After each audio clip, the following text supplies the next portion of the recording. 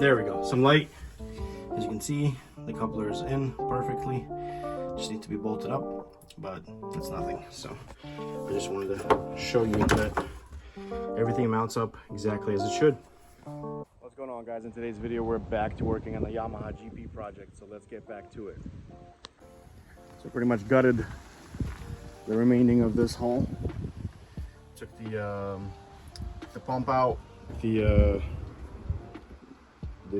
electrical box, and started fitting everything on this side and kind of working on this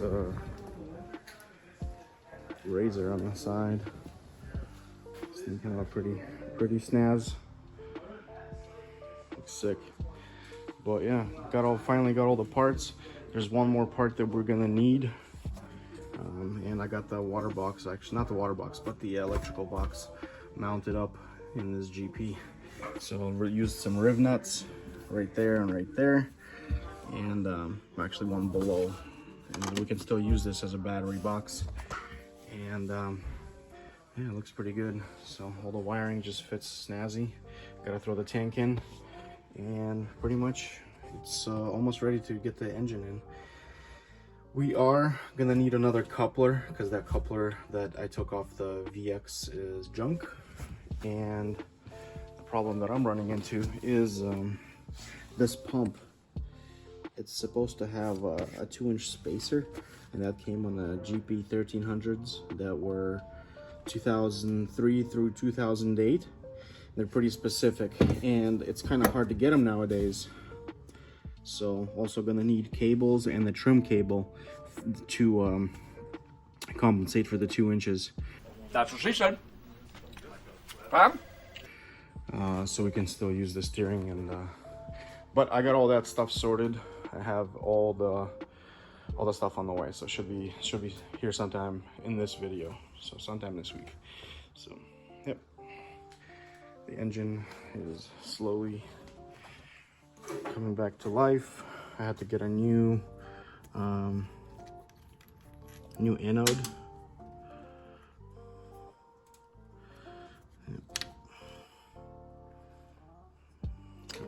I had to replace it and clean out the block a little bit and flow some water through it, and now it's ready to go.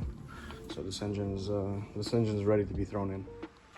Also off the VX, I still need to rob the sensor for the reverse, and there's also a steering cable, not a steering cable, but there's a sensor that I need to take off for the steering. I don't even know what it does, but I know it's needed, and I need to take this dash out and modify mine to accept that gauge cluster. And also I need to rob this throttle cable and throttle positioning sensor. I believe this one's called throttle body, but it's not a throttle body. But yeah, need that. Put the prop off. And most prop kits come with a nut and a bolt. So this is the bolt to install it, and this will be the nut for the shaft.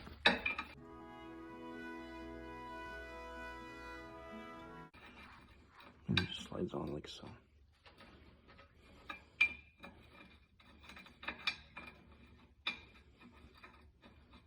Yeah. Many unbearable hours later. There it is.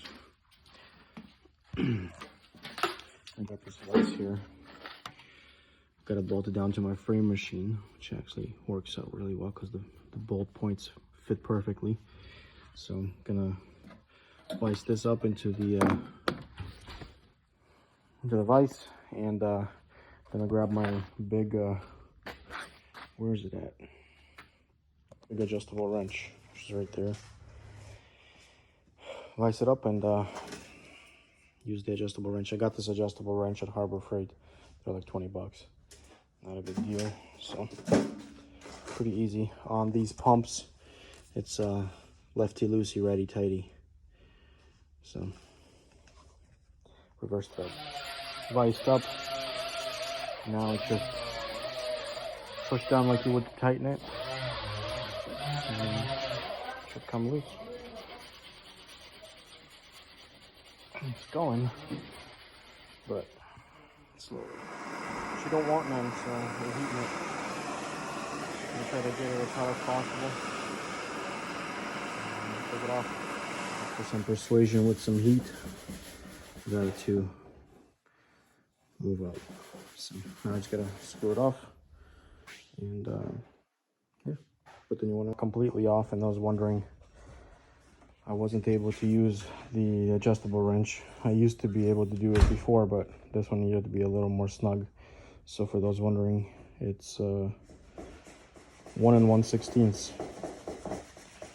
You know, put the box end on top, get another lever, and it'll crack right open. But heat definitely worked. Heat always works. So get the new prop on. So I think in the previous video I said that it's lefty loosey, righty tighty. I think it's the opposite. So it's lefty tighty, righty loosey, because these are reverse threads. So to tighten it, you got to go this way. So yeah, I got everything plugged in here. Now I'm just gonna take my adjustable wrench and tighten up the prop, and the pump is ready to go. And now the pump is done. So that's all there is to it. To swap over the prop, I just gotta loosen this up and take the keys off. I like to save these keys. They're becoming real handy for new props and redo in the future. 16 paranoia-filled days later. So finally got the package today. It came with a 2-inch extension. So this goes over like this, and then the pump goes into this. So it goes like that. And that should be the perfect length to fit in our coupler, which I also got is right there. It's got a nice decent bearing on it. I'm gonna spray this silver so it matches everything up and nice and fresh, and that'll go directly right there, and perfect sizing. And this will be perfect for, you know, to fit the engine with our mounts where they are located, so we don't have to move anything. So yeah, let's get to it. Quick disclaimer: a lot of people are saying, why am I breathing so heavy during videos? Quick story: about 10 years ago, a little more than 10 years ago, maybe 12 years ago, went to northern Russia, Karelia region, and got really sick there. Was coughing so hard, something in my throat ripped, and started coughing out blood. Wouldn't stop, and then it healed, but ever since I have like this little sinus issue. So it's not because I'm overweight or had fat, but no, it's just a little, it's not a sinus infection, it's just a little sinus issue. Got to get that fixed, but whatever. Little disclaimer: first thing I got to do is I already cleaned this up. So usually when they come, when they're used, you'll see a bunch of silicone right in here. What I like to do is I like to take a razor blade and just cut out from all the angles, and then I take a wire brush or like a wire wheel on a grinder and just clean everything up, clean up these edges so everything mates up to nice, fresh, clean mating surfaces. Also, these bolts, these are discontinued. These are the ones that mount up against this. So that's the perfect length of the bolt with the washer. So, see, and yeah, it's gotta get cleaned up a little more. But yeah, if you can find these bolts, you're in good shape. If you can't find these bolts, what I like to do is I like to get, or actually I've been told to get, I haven't done it before because I haven't had to run into this issue before, is get thread all. Thread it all the way through, find out where you need to cut off, put nuts on the end, you know, with some Loctite, and you'll be good to go. So thread all is the move if you don't have these bolts. So now I'm gonna take this 2-inch spacer, put a decent bead of silicone in there, and then put this piece on top of that piece, and then seal them up, and then the pump goes into this one. So, power of YouTube. There we go. Now, got some beading on there. Now we just take this and we put it in here.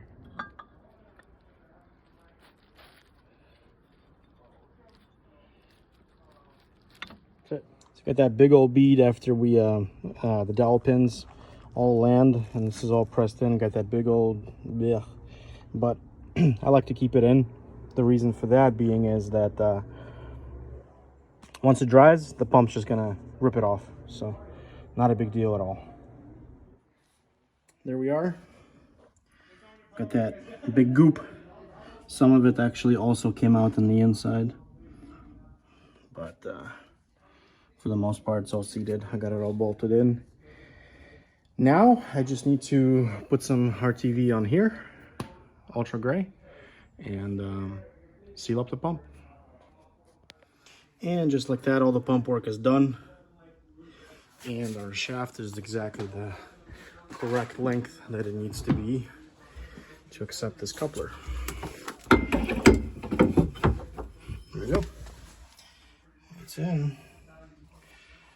Let me get a light. There we go. Some light. As you can see, the coupler is in perfectly. Just need to be bolted up, but that's nothing. So I just wanted to show you that everything mounts up exactly as it should. So now that I got all the pump work done, pretty much all the not wiring but mounting of the fuse box done, the last thing I got left is just to reinforce the pump tunnel, and that's pretty easy. Nothing really to it. Just need to where's that light? You see those globs of adhesive? When these skis get pretty old, those globs pretty much just come out. You know, stick a nice crowbar underneath, sharp crowbar, and they peel right off. So I gotta do that on all 4 of those. Find out where to drill on the pump tunnel reinforcement so I can put those back on.